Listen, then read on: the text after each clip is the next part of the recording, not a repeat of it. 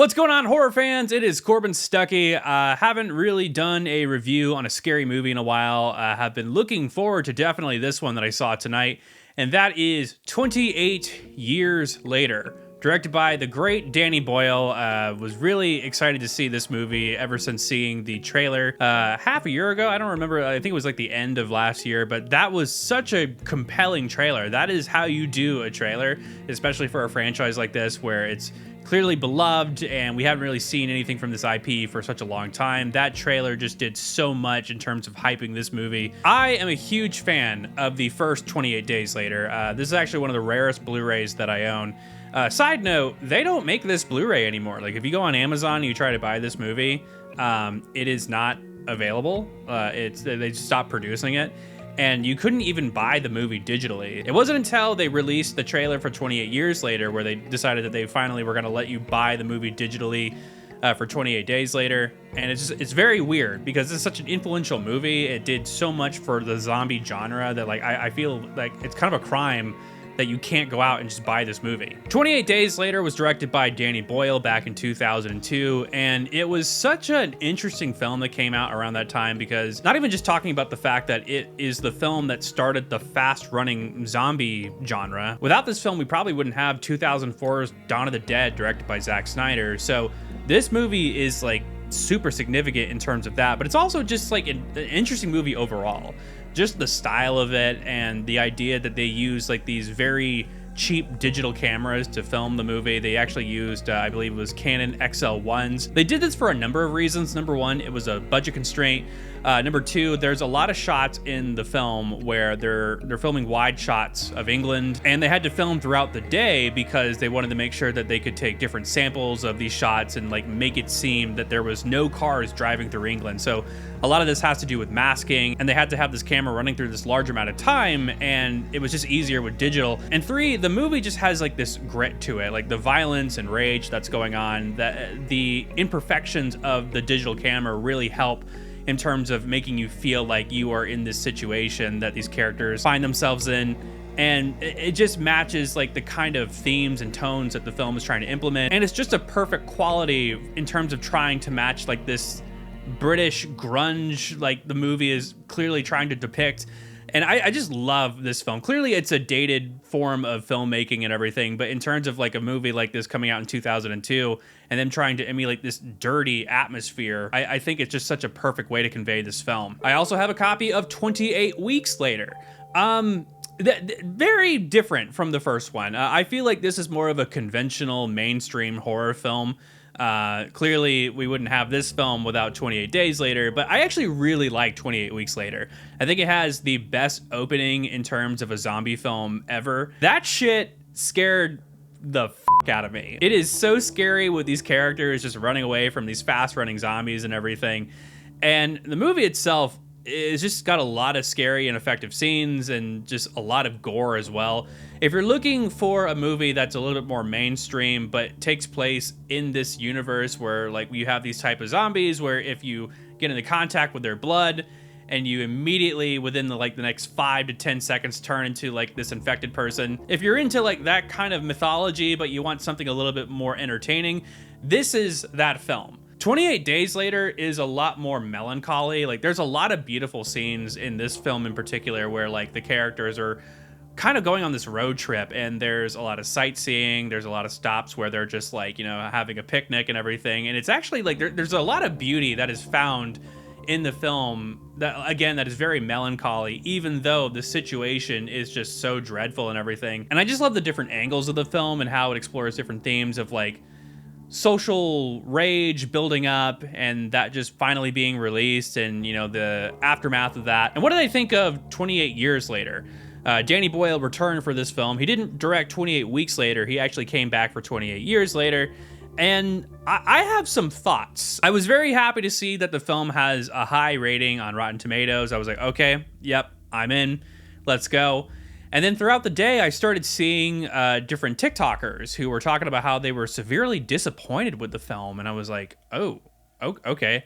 It started out with one person. And then I saw 2 or 3 other people say the same thing. And I was like, okay, this is kind of worrisome. And going into this film with that mindset, I can clearly see why. This is going to be a very divisive film in terms of like what you feel like a 28 Days Later film should be, whether you're looking for something artsy or something a little bit modern.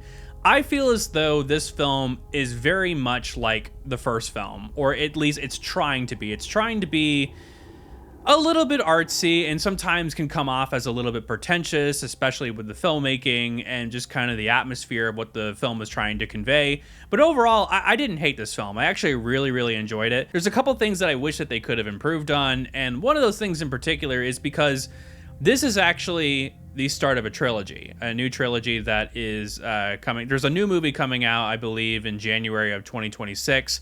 They haven't really been open about that. You have to really read into like the development of this series. But yes, this is the first film in a new trilogy from Danny Boyle. And I think it's very important knowing that when going into this, because you might feel like you're not really getting a finished product. In terms of what we're given in this film, it's very similar to the first one in terms of filmmaking. I believe there's some very weird cuts.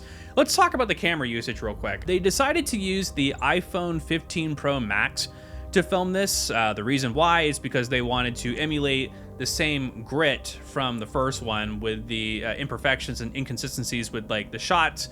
And they thought that they could easily achieve that by going digital, by filming with an iPhone and everything.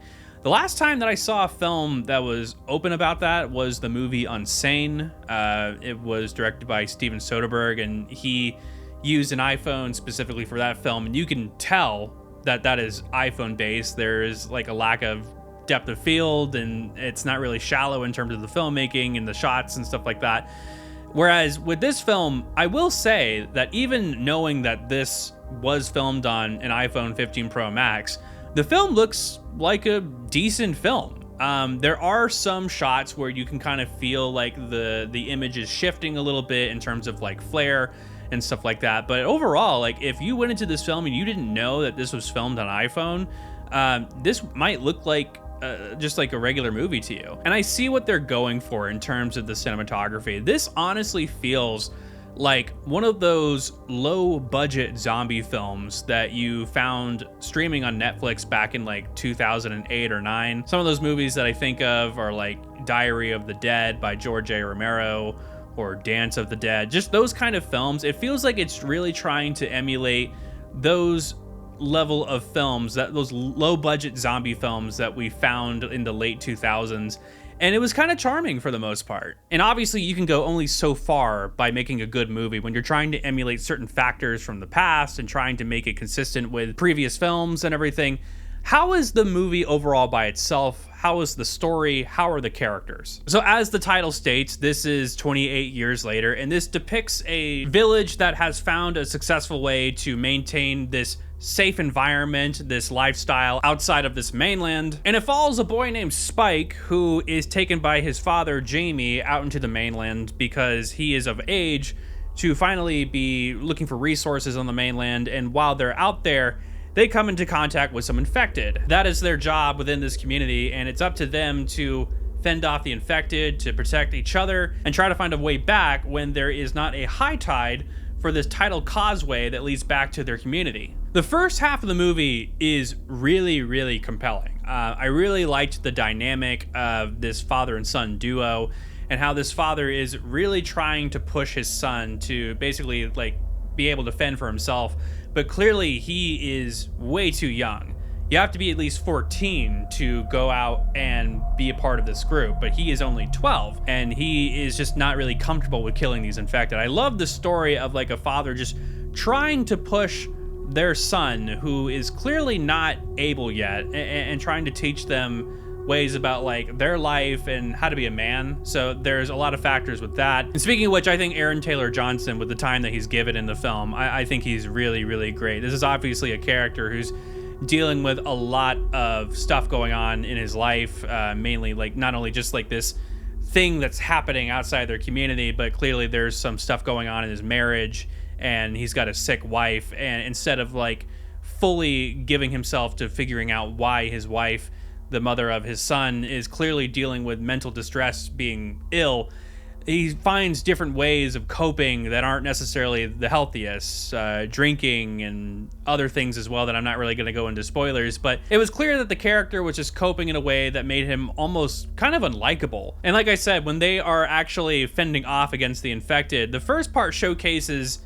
the way that they showcase these kills. They actually rigged a bunch of iPhones to kind of like create like this bullet time effect that kind of reminded me a little bit of like Fallout. Whenever like you are targeting like, you know, an enemy, you shoot and there's kind of like this camera movement and shift and everything. It's all in slow motion. Another example would be from Max Payne, when someone is being shot and when the bullet hits them, it's like all in slow motion and stuff like that. So there's some very interesting filmmaking techniques that really emulate kind of like this cheap way of showcasing like someone being shot with a bow and arrow and everything. And I just thought it was pretty interesting for the most part. And it really kind of caught me off guard. I looked over at Lisa and I was like, how do we feel about this? Like, I don't know. It was cool for the most part. It kind of got old for a little bit. I was kind of like, hey, you can just like, you know, show a shot of someone getting shot with a bow and arrow. You don't need to like, it was cool at first, but then they started really overutilizing the fact that the camera is shifting 180 and everything. I don't know. It's just there, and it's different. That's all I can really say about that. The film also starts to dive, unfortunately, into the realm of unbelievability a little bit, because you have these characters that are using just bow and arrows because they're very limited from the community that they're from. So they are basically able to fend off a significant amount of infected with these bow and arrows, and they're able to escape these mass numbers by just kind of like fending for themselves and everything. And then there's like, without going into spoilers, there's some, you see it in the trailer, there are some soldiers that are showcased in this movie, and they clearly have machine guns. And there's a significant number of soldiers, and yes, there's a significant amount of infected, but the soldiers have guns and everything. And the soldiers, again, they have guns, and they're still kind of like overpowered, and it gets to a point where there's only like one of them left, and it's just like, they had guns though. Like, what? Why? Like, the father and son survive with bow and arrows. You guys have weaponry, artillery, and you're still being like taken over by like these infected that you could easily just mow down. There's stuff in this film that just doesn't really make sense in terms of like the realm of like reality and stuff like that. And I have to acknowledge also that the first film was like that. I'm specifically referencing the scene where Jim is able to escape the soldiers that are about to execute him, and he's running through the woods completely shirtless, and all of a sudden he's just a badass. Like, basically all of a sudden he becomes like a master of espionage and like is able to like hide from the soldiers that are trying to find him, and he's able to like maneuver like and to climb over things and just totally like be a it's out of nowhere. And it's amazing within that first film, but as an audience member, you're kind of like, oh, okay, well, that's kind of like out of place in terms of what we know about that character. Like, he said he was a bike messenger earlier. How does he know like these skills all of a sudden? It's kind of the same like logic in terms of this film. There's just some things that happen that are incredibly unbelievable. One of them in particular is this kid, the first time he's in the mainland, he clearly is not well experienced and everything. He's missing like some of the infected. He shoots one of them in the leg. And then there is a section of the story where he has to go back to the mainland. And then all of a sudden he knows like what he's doing and he's well equipped. And it's just, I don't know. I understood what the story was trying to convey in terms of like this kid becoming a man and taking responsibility for others. It just doesn't make sense when you present the character who is clearly not well experienced in the first half of the film, and then all of a sudden he just clearly knows what he's doing. Also, Ralph Fiennes is in the film. Voldemort himself. I was happy to see him, and he is actually a really good addition to this cast. There are some things that are explained about his character from other characters who have only seen him from a distance, and I have a lot of questions about his character. There is commentary about how this character might be insane and how it is incredibly weird how he collects corpses and he uses the corpses, like the skulls from them, to create like this tower and everything. I didn't feel like it was fully explained in terms of why the character was this way. I understood in terms of his reasoning as to why he was doing these things, but like it's not necessarily explained in terms of why in the retrospect of his background and stuff like that. It was just kind of like, okay, this is what he does, and we just have to accept it.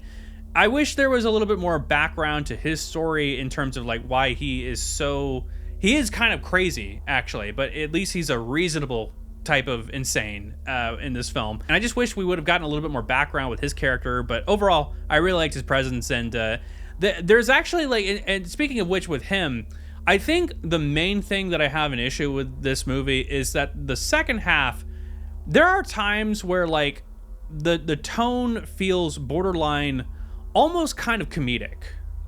There is a type of infected that is presented in this film. It's called an alpha.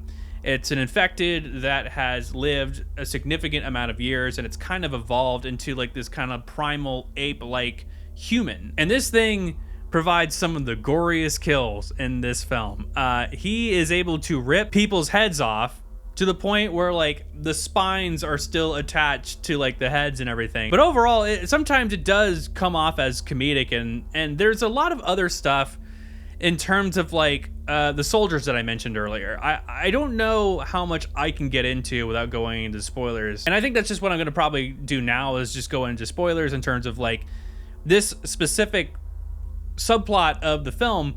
So there are soldiers that are presented into this story later on, and they clearly have guns, and we don't exactly know why they have this weaponry yet. We just kind of assume that maybe they're just part of a different group or faction outside of this village, and they just have access to these weapons. The surviving soldier of the initial attack that I mentioned earlier comes across this boy, and he basically explains to him that there is society outside this island, and that there are people out there who are living regular lives. He even has an iPhone that is about to die, where he showcases to this boy his fiance or his ex-fiance, because if you're on this island, apparently because it's quarantined, you can never leave. So again, that's another part of the story where I'm like, what are the there's so much to this movie that I feel as though is like, you have so many questions about, and you just kind of have to accept the fact that this is the first movie in a trilogy. But I want answers to these questions, and I don't want to have to wait till next year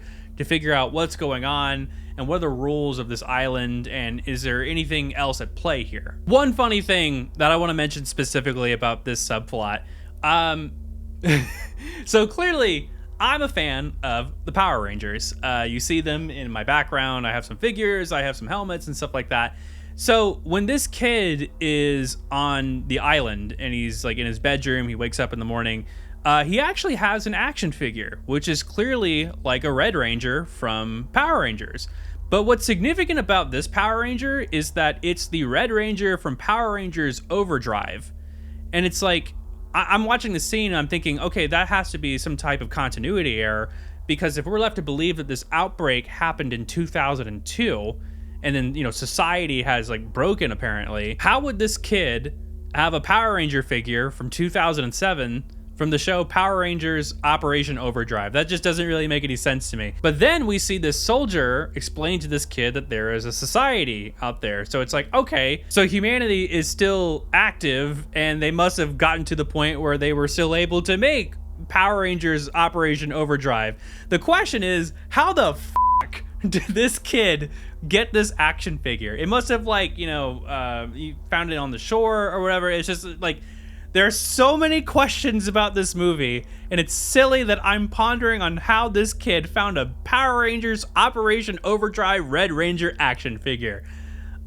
It's crazy. It's crazy. I know I already talked about spoilers, but I'm not going to spoil the ending. But this ending is just whack. It's so zany. This movie is going to be really divisive. Like, if nothing really bothered you up until this point, the ending is probably is what's going to be the most talked about thing in terms of like this film being divisive and stuff.